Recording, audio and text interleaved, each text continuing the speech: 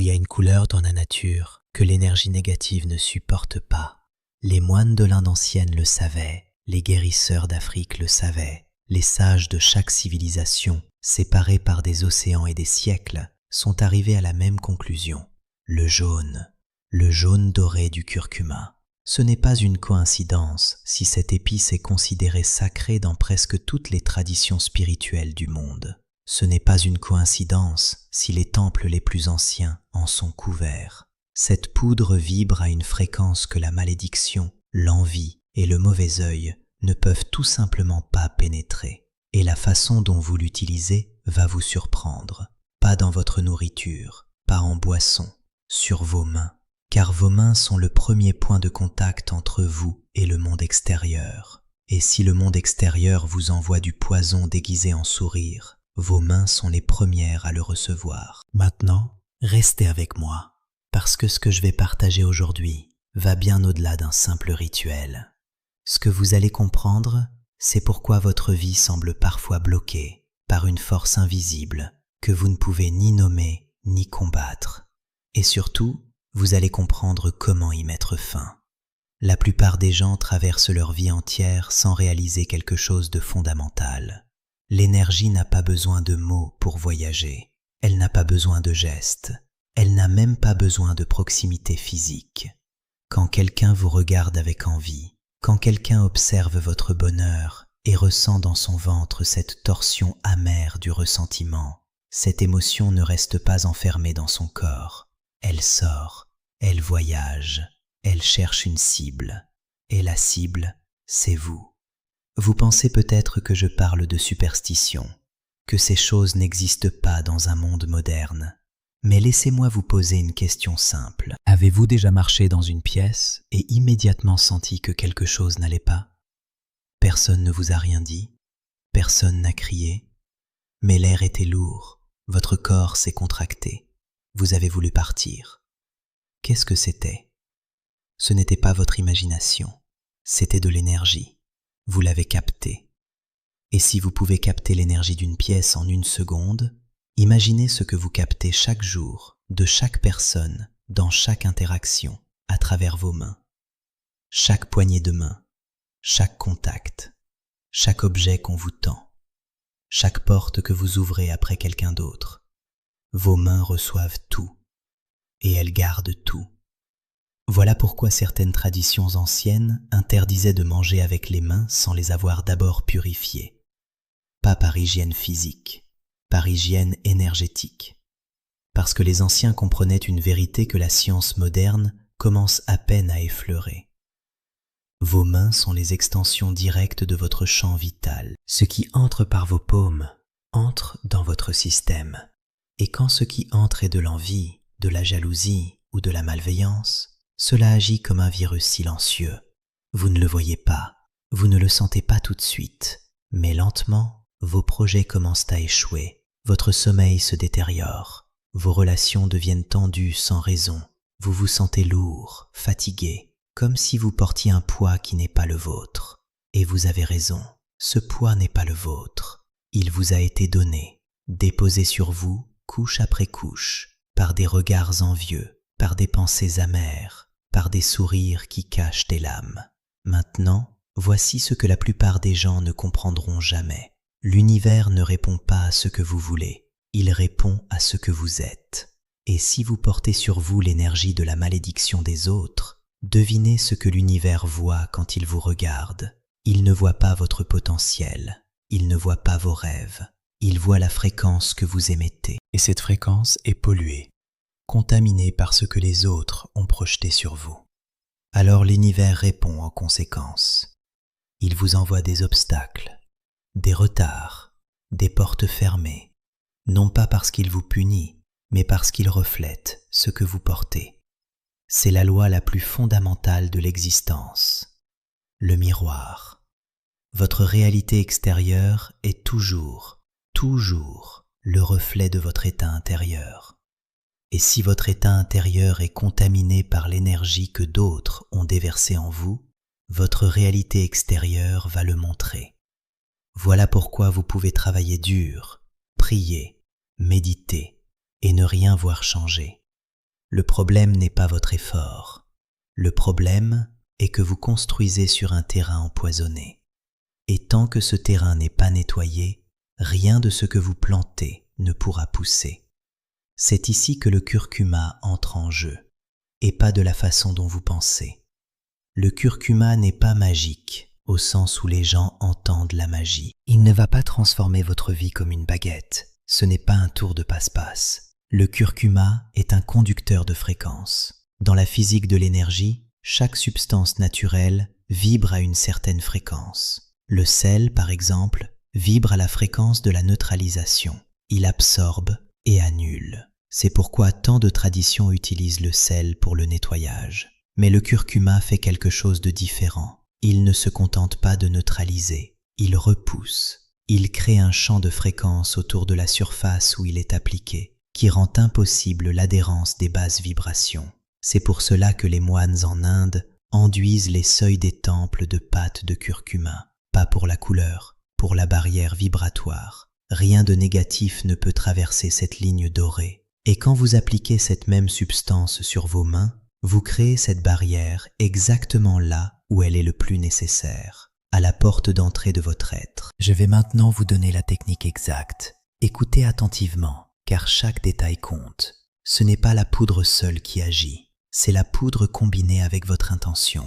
Rappelez-vous cela. L'intention est le moteur, la poudre est le véhicule. Sans intention, la poudre n'est que de la poudre.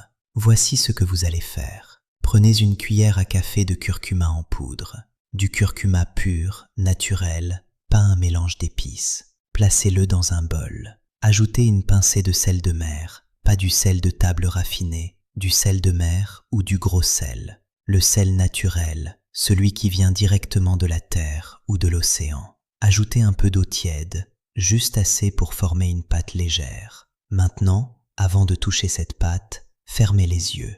Respirez profondément 3 fois. À chaque expiration, visualisez une fumée grise qui sort de vos poumons, de votre tête, de votre poitrine. Cette fumée représente tout ce que vous avez absorbé des autres. L'envie, les mots dits dans votre dos, les regards lourds, les pensées amères dirigées vers vous. Laissez tout sortir avec chaque souffle. Puis, quand vous vous sentez plus léger, ouvrez les yeux. Plongez vos mains dans la pâte. Lentement, consciemment, frottez vos paumes l'une contre l'autre. Passez la pâte entre chaque doigt, sur le dos de vos mains, sur vos poignets. Pendant que vous faites cela, dites intérieurement ou à voix haute ces mots. Je libère tout ce qui ne m'appartient pas. Ce que les autres ont déposé sur moi retourne à sa source.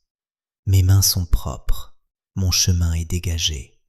Rien de ce qui vient de l'envie ne peut rester sur moi. Dites-le avec conviction, pas comme une prière mécanique, comme une déclaration de souveraineté. Vous reprenez le contrôle de votre champ énergétique. Vous dites à l'univers que vous n'êtes plus un réceptacle passif, que vous choisissez consciemment ce qui entre et ce qui sort. Laissez la pâte sur vos mains pendant quelques minutes. 3 à 5 minutes suffisent. Puis rincez à l'eau froide, pas chaude, froide. L'eau froide scelle, l'eau chaude ouvre. Vous voulez sceller la purification. Fermez les portes que vous venez de nettoyer. Si vous ressentez quelque chose en ce moment, si ces mots résonnent dans un endroit profond de vous que vous ne pouvez pas nommer, alors ce message était destiné à vous trouver. Ce n'est pas un hasard si vous regardez ceci aujourd'hui. L'univers vous a guidé ici pour une raison. Et si cette connaissance vous parle, si vous sentez que votre fréquence commence déjà à changer rien qu'en écoutant, alors abonnez-vous à cette chaîne, pas pour moi, pour vous, pour que chaque fois qu'un enseignement comme celui-ci arrive, il vous trouve.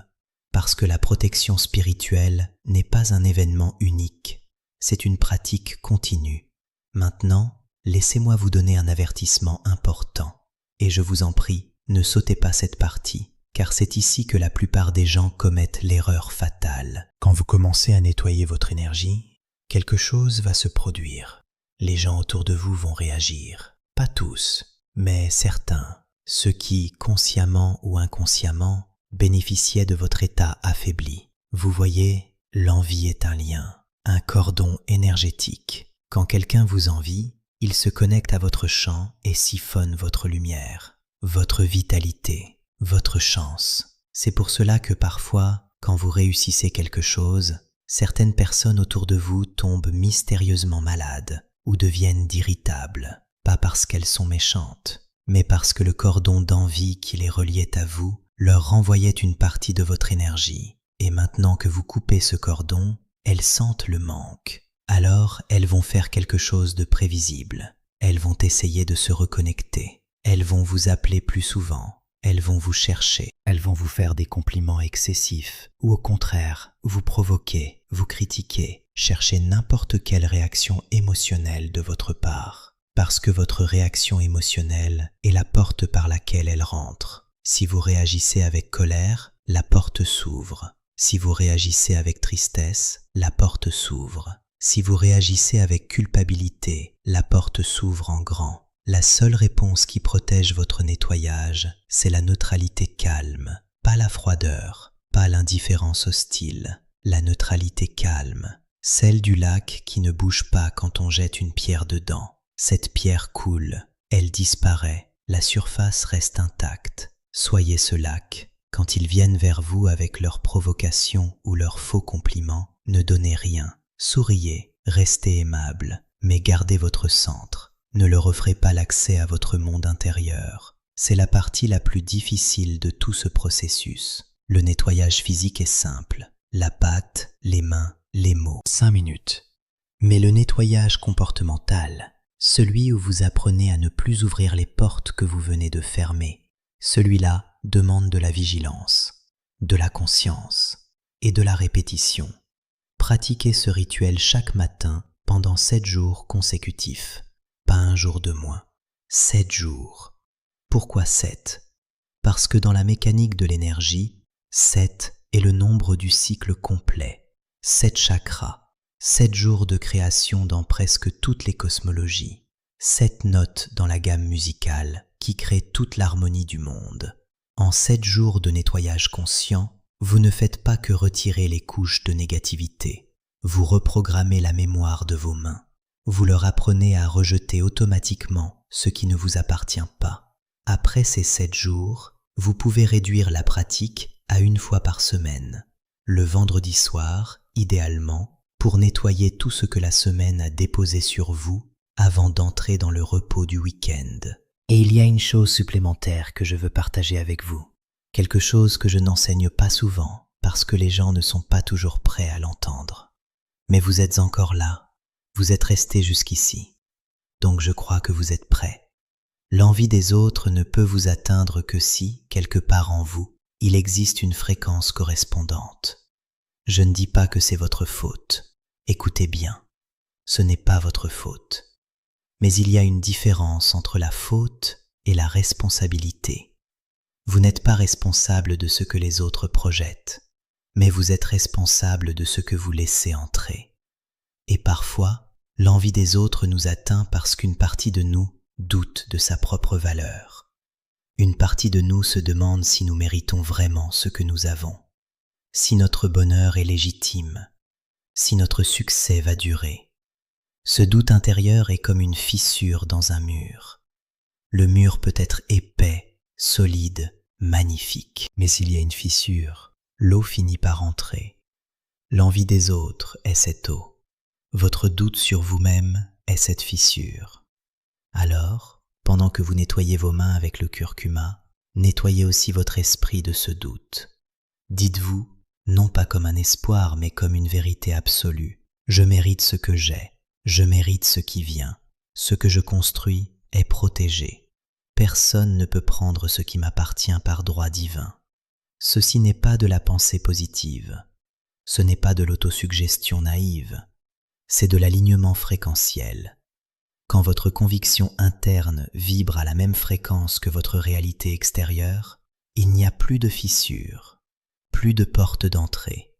L'envie arrive, frappe le mur et rebondit.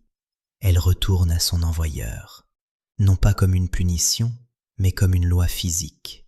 L'énergie rejetée retourne à sa source, toujours. Le curcuma sur vos mains est est le geste physique. La conviction dans votre cœur est le geste spirituel. Les deux ensemble forment le bouclier complet. L'un sans l'autre est incomplet. Faire le rituel sans l'intention, c'est laver un verre avec de l'eau sale. L'intention sans le geste physique, c'est vouloir traverser une rivière sans jamais entrer dans l'eau. Les deux sont nécessaires, le visible et l'invisible, le geste et la foi. C'est cela, la vérité que les anciens connaissaient et que le monde moderne a oubliée. Le monde matériel et le monde spirituel ne sont pas séparés. Ils sont les deux faces de la même pièce. Et quand vous agissez sur les deux simultanément, quand vos mains et votre cœur sont alignés dans le même acte de purification, la malédiction ne se brise pas, elle se dissout, comme la brume au lever du soleil. Elle n'avait jamais de substance réelle, elle n'avait que le pouvoir que vous lui donniez en la laissant rester. Avant de partir, je veux que vous fassiez quelque chose pour moi. Non, pas pour moi, pour vous. Allez dans les commentaires et écrivez cette phrase. Mes mains sont propres, mon chemin est dégagé. Aucune envie ne peut m'atteindre. Écrivez-la, pas seulement dans les commentaires, écrivez-la dans votre conscience. Laissez ces mots descendre de votre tête dans votre poitrine. Laissez-les devenir votre vérité, parce que dès l'instant où vous le décidez vraiment, dès l'instant où chaque cellule de votre être porte cette certitude, aucune malédiction au monde n'a le pouvoir de vous atteindre, aucune envie, aucun regard, aucune pensée amère d'aucune personne. Vous êtes souverain de votre énergie, vous l'avez toujours été. Aujourd'hui, vous commencez simplement à vous en souvenir.